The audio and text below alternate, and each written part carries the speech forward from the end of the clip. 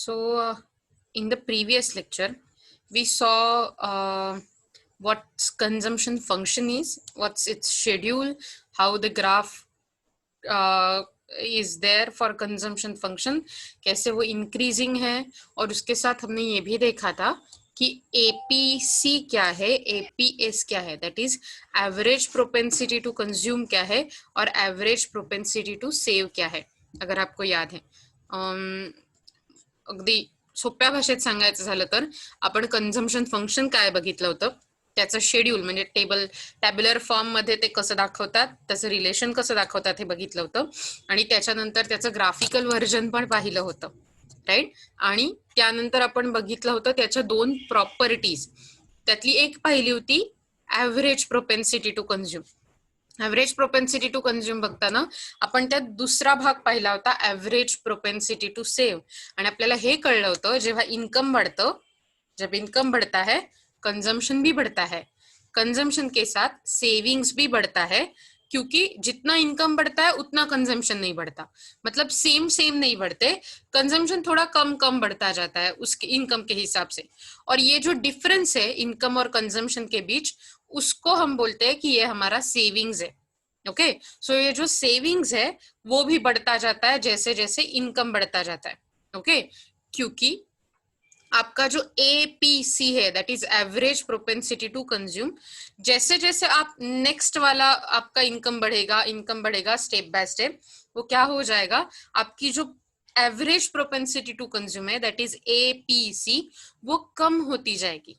Consumption कम होने वाला नहीं है, एवरेज प्रोपेंसिटी टू कंज्यूम कम होने वाली है, और उसके साथ साथ APS मतलब एवरेज प्रोपेंसिटी टू सेव वो बढ़ने वाली है, जिसका मतलब है आपका सेविंग्स बढ़ने वाला है धीरे धीरे धीरे करके. ओके, सो ये सब हमने देखा था. Let's target our topic at our hand. ये सब हमने देखा था ऑलरेडी, तो मैं आगे जा रही हूँ. अगर इसमें कोई आपको मतलब कुछ ऐसा है जो मुझे आपको बताना ही चाहिए, ऐसा आपको लगता है तो आप बता सकते हो. ओके, तो ये सब हमने देखा था, कैसे प्लान आउट होता है वो ग्राफ, कैसे कंजम्पशन का कर्व दिखता है लेकिन वो फ्लैटनिंग दिखता है, क्योंकि कंजम्पशन के कर्व में सिंपली आपको कंजम्पशन का कर्व मतलब कम होता जाएगा आपका APC, average propensity to consume, इसलिए. ओके, I'm sorry, कुछ technical, just let me figure it out. Okay. Yes, मोसवीर, आपको मुझे कुछ बताना है, आपने हैंड रेस किया है. यप, लेट्स फिगर आउट कि हमने पहले 1, 2, 3 और 4 ये 4 कॉलम देखे हैं ऑलरेडी. ओके, आज हमें देखना है the marginal propensity to consume, मतलब ये नई वाली दूसरी वाली प्रॉपर्टी. होपफुली आपको एवरेज प्रोपेंसिटी टू कंज्यूम क्या है वो समझ में आया होगा, ऐसा मुझे लगता है. Okay, let's talk about marginal propensity to consume. The marginal propensity to consume, that is MPC, may be defined as the ratio of change in consumption to the change in income. मतलब change in consumption, इसका मतलब difference, simply consumption में क्या difference आया है वो, और आपके इनकम में क्या डिफरेंस आया है. अभी के लिए जब हम APC के बारे में बात कर रहे थे, तो APC के बारे में बात करते हुए हमने देखा था कि APC हम C/Y ऐसे निकाल रहे थे, consumption divided by income, right. लेकिन यहाँ पर हमें ऐसे निकालना नहीं है, हमें क्या करना है, समझो कि ये जो आपका कंजम्पशन है पहले वाला, वो कंजम्पशन को हम बोलेंगे लेट्स से ये सब एक एक, पहला वाला है तो ये दूसरा वाला होगा, ये तीसरा वाला होगा, राइट. सिमिलरली यहाँ पे भी वैसे ही होने वाला है 1, 2, 3, मतलब फर्स्ट टाइम, सेकेंड टाइम और थर्ड टाइम का consumption, first time, second time और थर्ड टाइम का इनकम.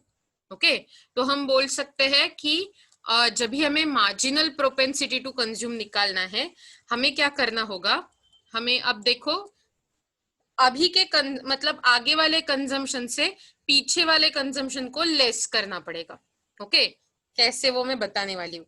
अभी के लिए आपको ये समझना है कि हमें दो कंजम्पशन में कितना डिफरेंस है उसका मतलब let's see CN minus CN-1 मतलब n ये फर्स्ट टाइम हो सकता है, तो फर्स्ट टाइम मतलब 0 टाइम नहीं होगा, लेकिन अगर CN मतलब दूसरा टाइम का कंजम्पशन है तो दूसरा टाइम माइनस N-1 मतलब 1, 2 - 1 1। मैं बताने वाली हूँ, डोंट वरी, मुझे पता है आपको बहुत ज्यादा कंफ्यूजन हो सकता है, just pay attention. Okay, let's सी। ये मैं ये फॉर्मूला लिख रही हूँ पहले कि yn-1, ये फॉर्मूला का मतलब होता है कि आप बता रहे हो कि दूसरे वाले कंजम्पशन से आप पहले वाला कंजम्पशन लेस करोगे, डिफरेंस लोगे, डिवाइडेड बाय दूसरे वाले इनकम से पहला वाला इनकम लेस करोगे। अब पहले टाइम में ऐसा कुछ होने ही वाला नहीं है, क्योंकि पहले वाले के लिए 0 टाइम हमारे पास है ही नहीं, तो सिंपली हम दूसरे से शुरुआत करते हैं। सो इट इज लाइक अगर C2 है, हम दूसरे टाइम से शुरुआत कर रहे हैं, right? So let's see. Okay, देखो मैथमेटिकल पहले समझा रही हूँ क्योंकि फिर हमें टेबल याद करने में इजी जाएगा। सो C2 माइनस, अब n हमारा 2 है तो n-1 कितना हो जाएगा? 2 - 1 जिसका मतलब है 1, right? 2 - 1 divided by y2 minus y2 - 1। मला सांगा, मी हे जे तुम्हाला सांगते त्यातलं तुम्हाला थोडस तरी कळतंय का मी काय बोलतेय ते? बहीण आणि भावांनो, तुमच्यासाठी ओके, व्हेरी गुड. सो मला सांगा C2 किती आहे, म्हणजे दुसऱ्या टाइमचं कंझम्पशन किती आहे?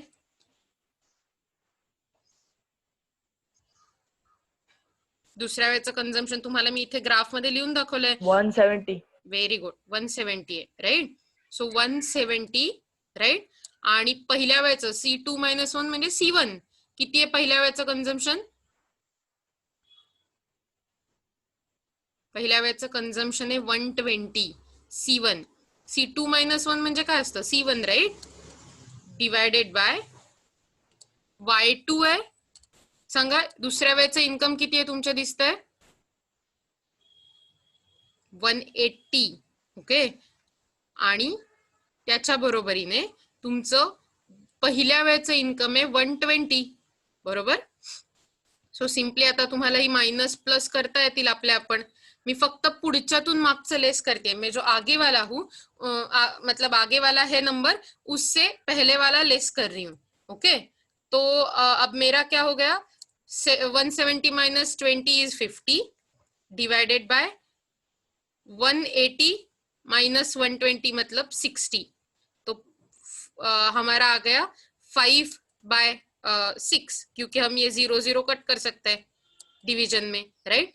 तो आपका ये है 5/6, और 5/6 का हो जाता है, हम ऐसे अप्रोक्सीमेशन में बोल सकते हैं, ओके? 5/6 का लेट्स सी 0 समथिंग 8 और क्या 0, जस्ट वेट, ओके? सो ये आ सकता है 0.83. अब ये नंबर आपको टेबल में कहाँ दिख रहा है मुझे बताओ? यहाँ पर, समझ में आ रहा है? तो हमने क्या किया, दूसरे वाले कंजम्पशन से पहला वाला कंजम्पशन लेस किया, डिवाइडेड बाय दूसरे वाले इनकम से पहला वाला इनकम लेस किया, और जो आगे और जो भी हमें आया उसका रेशो लिया, सिर्फ 5/6, 50/60, इसका मतलब है 0.83. तो आपका मार्जिनल प्रोपेंसिटी टू कंज्यूम ये होता है 0.83. मैंने सिर्फ आपको मैथमेटिकल बताया है, ओके? अब मैं आपको उसका मीनिंग भी बताने वाली हूँ, लेकिन फिलहाल आपको क्या ये समझ में आया कि हमने कहाँ से ये 0.83 नंबर लाया है? अगर ये समझ में आया है then I can go forward. समझ में आ रहा है मैंने यहाँ ये नंबर कहाँ से लाया है आपको? Yes. Okay, very good.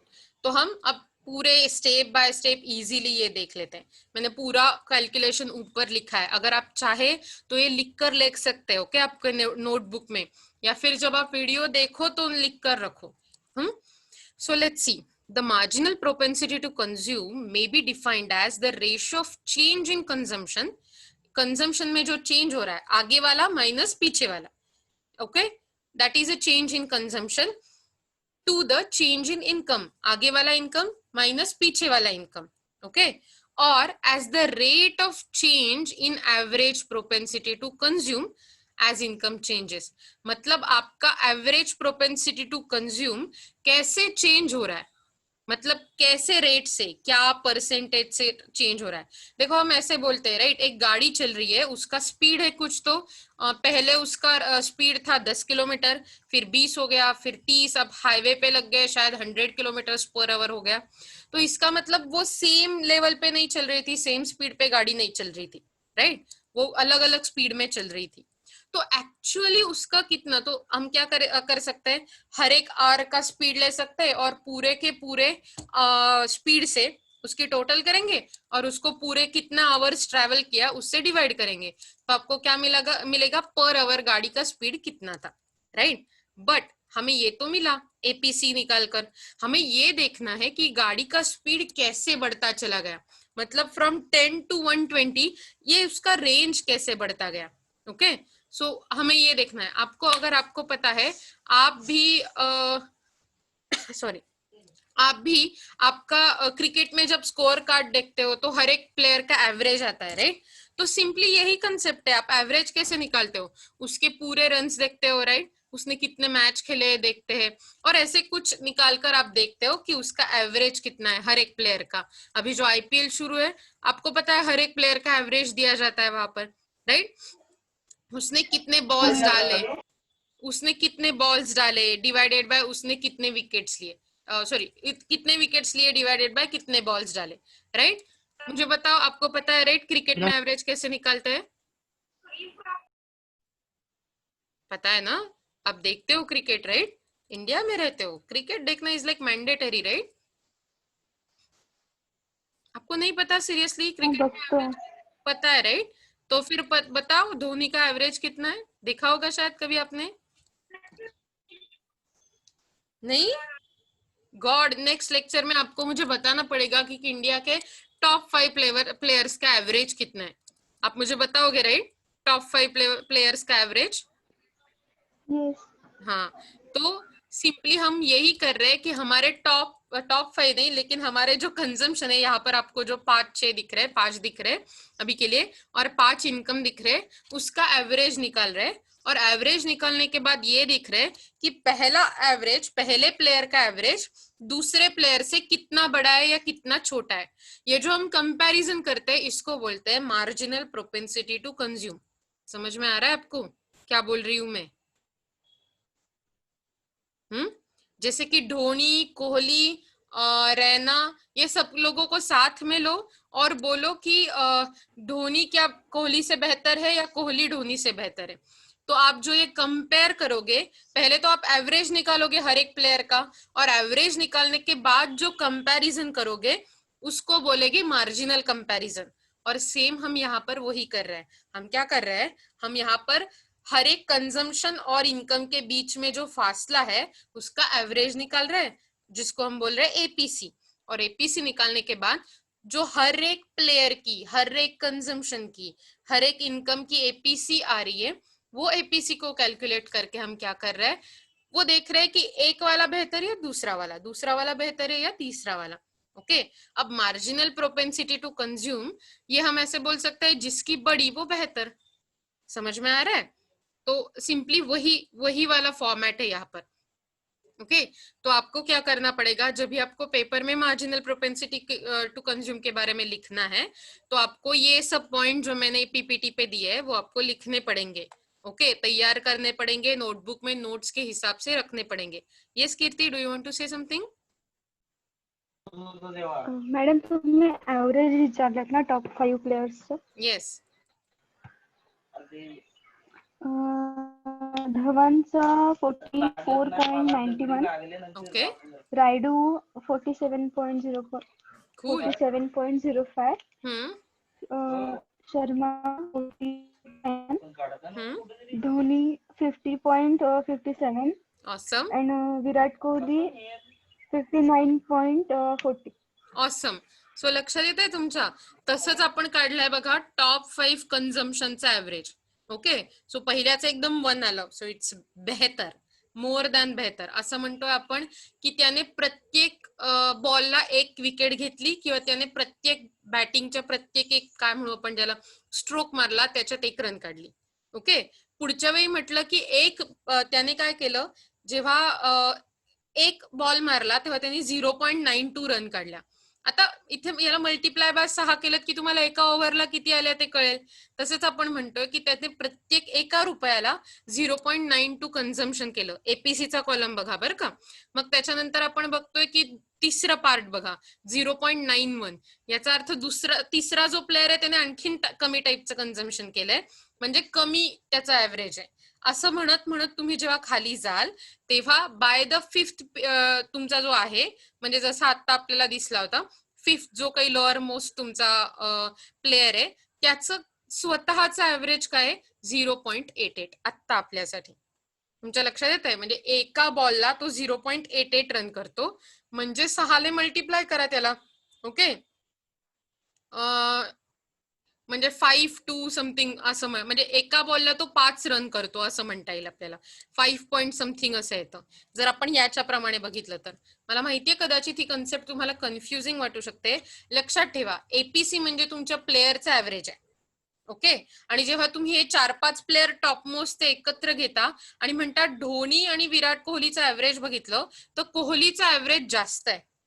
Okay. सो तुम्ही काय म्हणताय की तुम्ही एमपीसी त्याची कॅल्क्युलेट करताय, म्हणजे एकापेक्षा दुसरा किती जास्त किंवा किती कमी आहे हे कम्पेअर करताय. ओके. आणि त्याला म्हणतात MPC, marginal propensity to consume, जेव्हा हे तुम्ही कन्झम्पशनच्या बाबतीत म्हणत असता. तुम्हाला कळलंय मी काय म्हणतेय ते? जरा मला कळू द्या बरं तुमच्या वर्गातल्या मुलांचे आवाज. सगळ्यांनी जरा सांगा, जे कळत नसेल ते मला विचारा.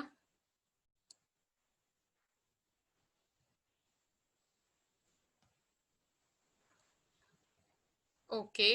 जायद, दैट्स रियली इंफॉर्मेटिव. तो जायद बोल रहा है कि इंडिया का टीम T20 में स्ट्राइक रेट 100 है क्योंकि because India is on the first. Okay, that's good information and that's good climate. पण आता मला सांगा, मी जे तुम्हाला मार्जिनल प्रोपेन्सिटी टू कन्झ्युमच्या बाबतीत सांगितलं ते तुमच्या लक्षात येत आहे का? समझ में आ रहा है? जरा आवाज दीजिए और बोलिए मुझे.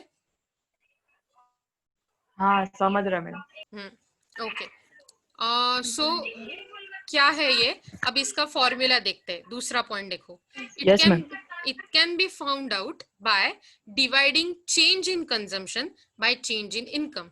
ये कैसे निकाल पाएंगे हम MPC? Change in consumption divided by change in income, मतलब ये ऊपर वाला फॉर्मूला. ओके. लेकिन इसके लिए हम कैसे लिखते हैं?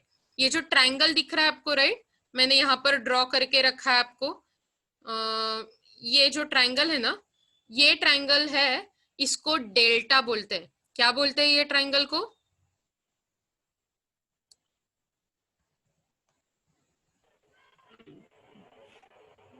सांगा बरं मला, या ट्रायंगलला काय म्हणतात? मी म्हटलं तुम्हाला, ये जो ट्रायंगल है उसे हम क्या बोलते हैं? डेल्टा. ओके. काय म्हणतात याला? डेल्टा. सो डेल्टाचा मतलब किंवा डेल्टाचा अर्थ असतो डिफरन्स, दोन गोष्टीमधला difference. Okay. So delta C divided by delta Y याचा अर्थ असतो CN minus CN minus 1 divided by YN minus YN minus 1. म्हणजे पुढच्या आणि मागच्यातला फरक, कुठल्याही गोष्टीतला जेव्हा फरक लक्षात घ्यायचा असतो तेव्हा त्याला मागे आपण त्रिकोण लावतो, त्याला डेल्टा असं म्हटलं जातं. So MPC is equal to delta C upon delta Y. लक्षात येत आहे तुमच्या? The MPC is constant at all levels of income as shown in column 5 table. So तुम्ही जर बघितली तर आत्ताच्या या टेबलमध्ये त्यांनी असं म्हटलंय की MPC is constant for all level of income. ती सगळ्या लेव्हलच्या इन्कमला कॉन्स्टंट दिसते आपल्याला 0.83 0.83 0.83 दॅट इज 83%. इट इज 0.83 मतलब 83% because the ratio of change in consumption to change in income is delta C upon delta Y is equal to 50/60. नेहमी constant नसते, प्रत्येक example मध्ये constant नसते. ओके, सो इथे काय झालंय, प्रत्येक वेळी नेहमी पुढच्या कन्झम्पशन मधला आणि पुढच्या इन्कम मधला या दोघांमधला फरक 50/60 असाच येतोय. आणि म्हणून प्रत्येक थ्रू आउट कॉलम ते 0.83 किंवा 83% असं दिसतंय. फॉर एक्झाम्पल, जर समजा मी तुम्हाला इथे म्हटलं 300च्या ऐवजी 310 आहे. ओके, सो माझं काय होईल, माझ्या ही जी फोर्थ वाली आहे. ओके, सो आपण त्याचं काढू शकतो. फोर्थ मध्ये 310 मायनस 240 असं करायला गेलात तर तुमच्या असं बघा, ह्या कन्झम्पशन मधला डिफरन्स घेतला 310 मायनस 240 तर तो येतो किती येतो 70. दॅट्स वाय तुमच्या डिनॉमिनेटर मध्ये येईल 70 कारण तुमच्या इन्कम मधला डिफरन्स आहे 70. पण तुमच्या वरती शेजारी जे कन्झम्पशन आहे त्यातला आपण तसाच ठेवूया 270 आणि 220 म्हणजे त्यातला हे येणारे परत 50. थोडक्यात तुम्हाला सांगायचं झालं तर 50/70 असं तुमचा रेशो येईल. आणि म्हणजेच पुन्हा एकदा तुम्ही सेम कराल, 0 कट करून टाकाल, तुमच्याकडे 5/7 उरेल. आणि 5/7 असं असताना तुम्ही कसं कॅल्क्युलेट कराल, 0.71 आणि अशी काहीतरी ती येईल. ओके, म्हणजे तुमची MPS MPC म्हणजे मार्जिनल प्रोपेन्सिटी टू कन्झ्युम किती येईल इथे 0.71. जर समजा तुमचं इन्कम फक्त 10 ने वाढलं तर तुमच्या लक्षात येतंय, म्हणजे तुमचं ऍव्हरेज पण बदलेल आणि ऍव्हरेज बदललं की तुमचं 0.71 हे पण चेंज होईल. येतंय लक्षात तुमच्या मी काय म्हणते. सो ती नेहमी कॉन्स्टंट नसते, हे नेहमी लक्षात ठेवा. The marginal propensity to save, आता आपण कन्झ्युम नंतर सेव्ह कडे चाललोय. Okay, the marginal propensity to save can be derive from MPC. MPC कडूनच सेव्ह पण काढता येतं आपल्याला. आणि त्याचा फॉर्म्युला काय आहे 1 - MPC. तुम्हाला आठवतंय APCच्या वेळी पण APSच्या बाबतीत पण आपण फॉर्म्युला वापरला होता 1 - APC बरोबर. APS is equal to 1 - APC. तसाच इथे पण फॉर्म्युला आहे MPS equal to 1 - MPC. Okay, marginal propensity to consume. मी परत तुम्हाला हे शब्द संकेत होते तुमच्या डोक्यात घोळले पाहिजेत. आपण 4 कन्सेप्ट बघतोय. पहिली marginal propensity to consume, marginal propensity to save, average propensity to consume, average propensity to save. ह्या 4 कन्सेप्ट डोक्यात एकदम फिट करून ठेवणं गरजेचं आहे. ओके, सो त्यांनी कसं केलंय 1 - MPC केलंय.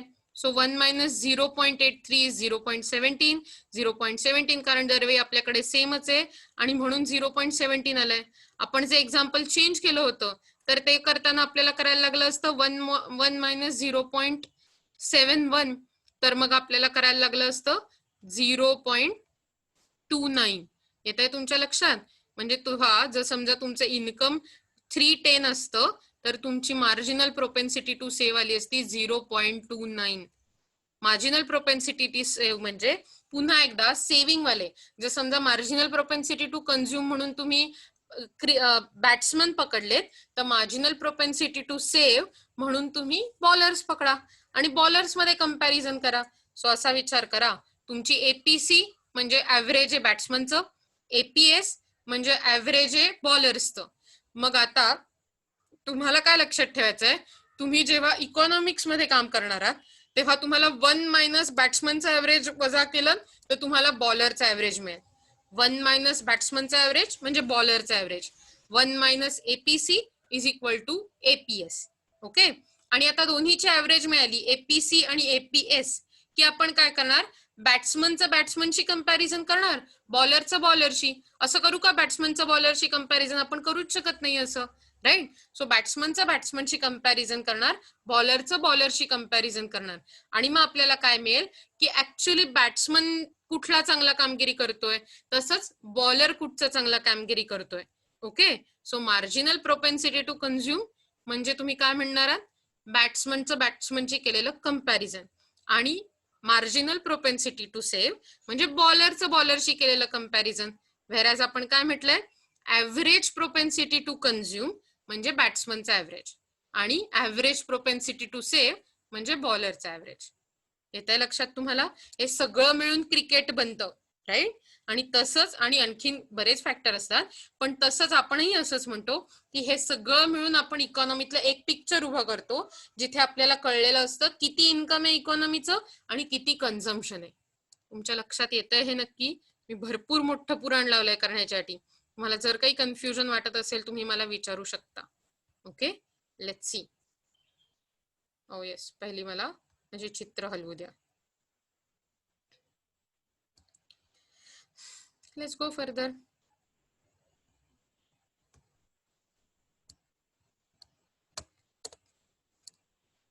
आता आपण काय बघणार आहोत की ऍक्च्युली ही जी आपण MPC बघतोय, that is marginal propensity to consume, तर त्याचा ऍक्च्युली अर्थ काय, किंवा त्याचा अर्थ म्हणण्यापेक्षा त्याचं थिअरीतला इम्पॉर्टन्स काय आहे.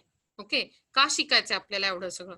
सो लेट्स सी की का शिकायचं ते बघितलं पाहिजे, नाही तर शिकण्याला काही अर्थ नाही, right? Let's see. The MPC is rate of change in APC म्हणजे मार्जिनल प्रोपेन्सिटी टू कन्झ्युम आपल्याला सांगतं की तुमचं ऍव्हरेज कसं चेंज होतंय. रेट ऑफ चेंज याचा अगदी सोपा अर्थ म्हणजे वेळेप्रमाणे होणारा बदल किंवा वेळेला कन्सिडर करून होणारा बदल. Change as per the change in time. Okay, पण आता हा चेंज कसला आहे, change in APC. So change in average propensity to consume with respect to time is the MPC, marginal propensity to consume. When income increases, the MPC falls, but more than APC. सो जसं तुमचं income वाढत जातं, तुम्ही बघितलंय की APC fall करत जातं. तुम्हाला आठवतंय का ते टेबल आपण बघत होतो? जर तुम्हाला आठवत असेल, होपफुली तुम्हाला ते आठवायला पाहिजे.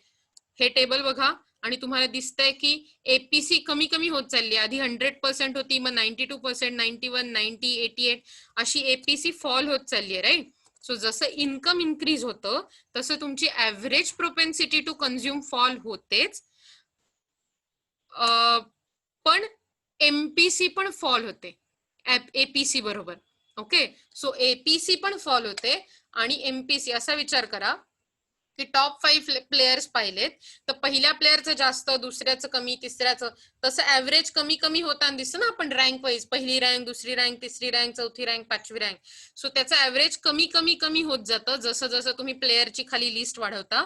जसं इन्कम वाढतं तसं तुमचं ऍव्हरेज कमी होत जातं, APC कमी होते, ऍव्हरेज प्रोपेन्सिटी टू कन्झ्युम.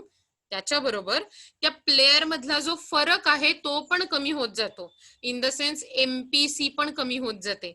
म्हणजे तुम्हाला कळतं की जसं इन्कम वाढतं तशी marginal propensity to consume, additional consume करण्याची माणसाची जी ताकद असते, ऍडिशनल कन्झम्पशन, ऍडिशनल युजेज करण्याची जी ताकद असते ती पण कमी होत जाते. Okay, contrary wise, when income falls, the MPC and APC also rises, but at a slower rate than the former. मग आता हे आपण बघितलं की इन्कम राईज झालं की MPC APC फॉल करतात, बरोबर? उलट होतं, इन्कम फॉल झालं, इन्कम कमी झालं की तुमची APC आणि MPC दोन्ही पण वाढतात, पण कमी स्पीड मध्ये, कमी रेट मध्ये. इन्कम कदाचित भराभर वाढेल पण त्या प्रमाणात APC MPC वाढतील असं नाही. ओके, वाढतील पण कमी रेट मध्ये. Such changes are only possible during cyclical fluctuation, whereas in a short run there is change in MPC and MPC is less than APC. जेव्हा शॉर्ट रन बद्दल विचार करत असता तेव्हा भरपूर बिझनेस सायकल्स असतात, पण फ्लक्च्युएशन्स असतात, छोटी छोटी, छोटा प्रॉस्पेरिटी, छोटं रिसेशन, छोटी प्रॉस्पेरिटी, असे छोटी छोटी छोटी छोटी तुमची ऑसिलेशन्स म्हणजे वरखाली होणारे ग्राफ असतात. आणि त्या शॉर्ट रन मध्ये MPC आणि APC चेंज होतात, पण MPC marginal propensity to consume ही नेहमी APCच्या म्हणजे ऍव्हरेज प्रोपेन्सिटी टू कन्झ्युमच्या पेक्षा लहान असते. Okay, Keynes is concerned primarily with MPC. For his analysis, pertains to short run while APC is useful in long run analysis.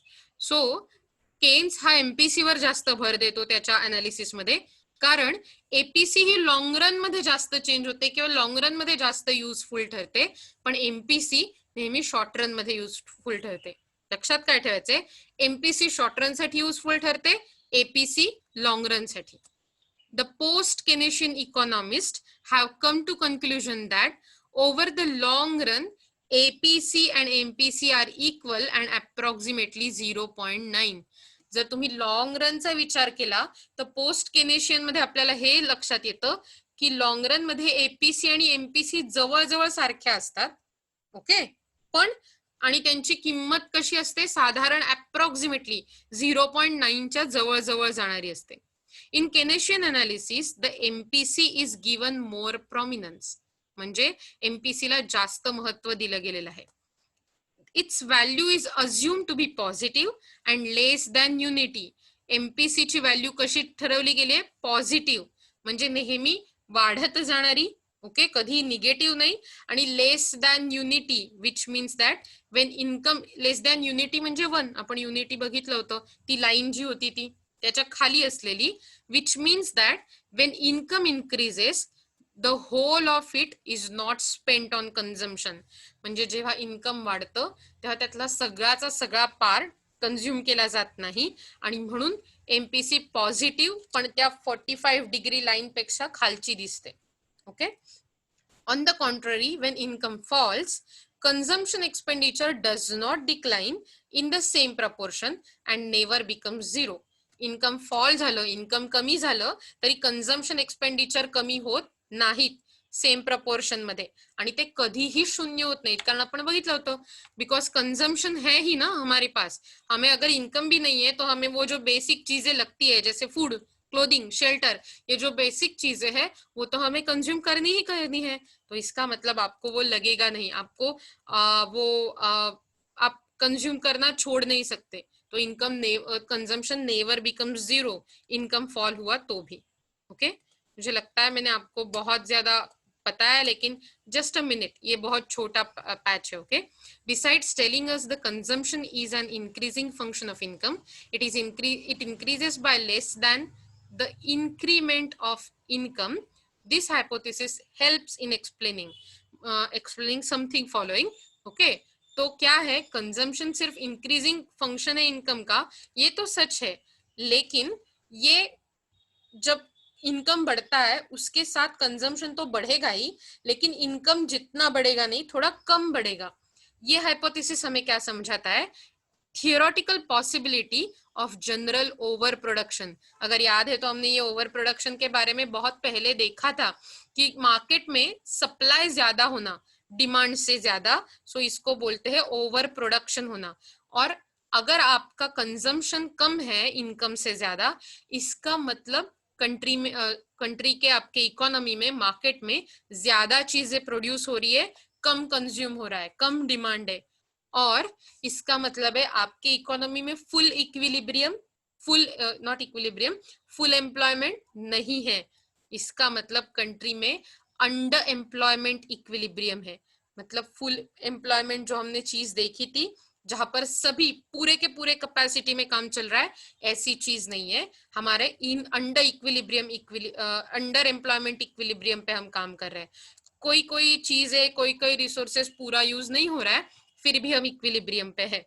The relative stability of highly developed industrial economy, मतलब there will be relative stability in such cases जब आपका industrial sector बहुत ज्यादा develop होगा तभी.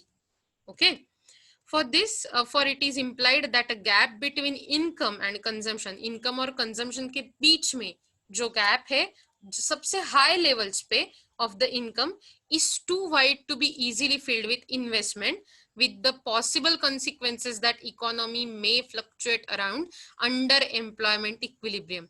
क्योंकि income और consumption के बीच में जो गैप है, जो बढ़ता जाता है, जैसे जैसे आपका इनकम बढ़ेगा, डेवलप्ड कंट्री में तो बहुत ज्यादा इनकम रहता है कंट्री का, तो जैसे इनकम बढ़ेगा उतना कंजम्पशन नहीं बढ़ेगा, और ये जो बड़ा वाला गैप क्रिएट होता है इनकम और कंजम्पशन के, वो इन्वेस्टमेंट से भरना बहुत मुश्किल हो जाता है, और इसके लिए हमारे कंट्री में फुल एम्प्लॉयमेंट नहीं रहता, डेवलप्ड कंट्री में, हमारे नहीं, डेवलप्ड कंट्री में, ओके बहुत ज्यादा अंडर एम्प्लॉयमेंट इक्विलिब्रियम पे हमें संतुष्ट रहना पडता है, आपल्याला त्याच्यावर समाधान मानायला लागतं.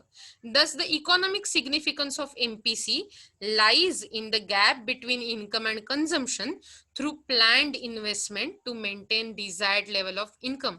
तो ये सिचुएशन को सुलझाने के लिए MPC हमारी मदद करता है, क्योंकि MPC को कैलकुलेट करके हमें पता चलता है कि कितना गैप आ रहा है कंजम्पशन और इनकम के बीच में, और उतना गैप हमें इंड्यूस्ड इन्वेस्टमेंट से, मतलब गवर्नमेंट की हेल्प लेकर हमें इन्वेस्टमेंट बढ़ाना पड़ता है, मेंटेन करना पड़ता है, सो दैट आपके इकोनॉमी में एम्प्लॉयमेंट भी बना रहे, इनकम बना रहे और डिमांड भी बना रहे. Further the importance lies in the multiplier story. The higher MPC, the higher will be the multiplier and vice versa. ये मल्टीप्लायर के बारे में हम बाद में पढ़ने वाले. Okay, the MPC is low in case of rich people and high in case of poor. तो जब MPC है वो बहुत छोटा होगा अगर रिच पर्सन के, श्रीमंत लोकांच्या बाबतीत आपण जर बघितलं तर पैसे वालों के बारे में, लेकिन जिनके पास पैसे नहीं है, से पुअर पीपल अंडर पॉवर्टी, तो उनके केस में MPC हाई होने वाला है. तो हम ऐसे भी निकाल सकते हैं जिनका MPC हाई है वो पुअर पीपल है, जिनका MPC कम है वो रिच पीपल है. सो दैट आप इकोनॉमी का डिवीजन, क्लासिफिकेशन कर सकते हो कि आपके इकोनॉमी में रिच पीपल कितने हैं, पुअर पीपल कितने हैं, कितने लोगों को आपको मदद देनी है. समझ में आ रहा है MPC का क्या यूज करते हैं हम. This accounts for high MPC in under developed countries and low in advanced countries. इसका मतलब जब भी एडवांस्ड कंट्री रहेगी, बहुत डेवलप्ड कंट्री रहेगी, वहां पर MPC कम होगा, लो MPC होगा, लेकिन हाई होगा जब आपकी कंट्री अंडर डेवलप्ड रहेगी, डेवलपिंग रहेगी. इंडिया जैसे कंट्री में वो हाई दिखने वाला है क्योंकि हमारी कंट्री डेवलपिंग स्टेज पे है, या फिर countries like Sweden, USA, UK जो बहुत ही मतलब आगे आगे पहुंच गए हैं, डेवलप्ड हुए हैं, उनका MPC लो होने वाला है. ओके तो मुझे लगता है मैंने आपको MPC का सिग्निफिकेंस बता दिया है, और हमने कंजम्पशन फंक्शन शुरू मतलब खत्म किया है. अब हमें नेक्स्ट लेक्चर से consumption law, psychological law of consumption देखना है. आज मैंने जो आपको पढ़ाया क्या वो आपको समझ में आया है? मैं आपको अटेंडेंस की जो लिस्ट है वो आपको ग्रुप पे भेजूंगी क्योंकि हमारा टाइम खत्म होने को है. ओके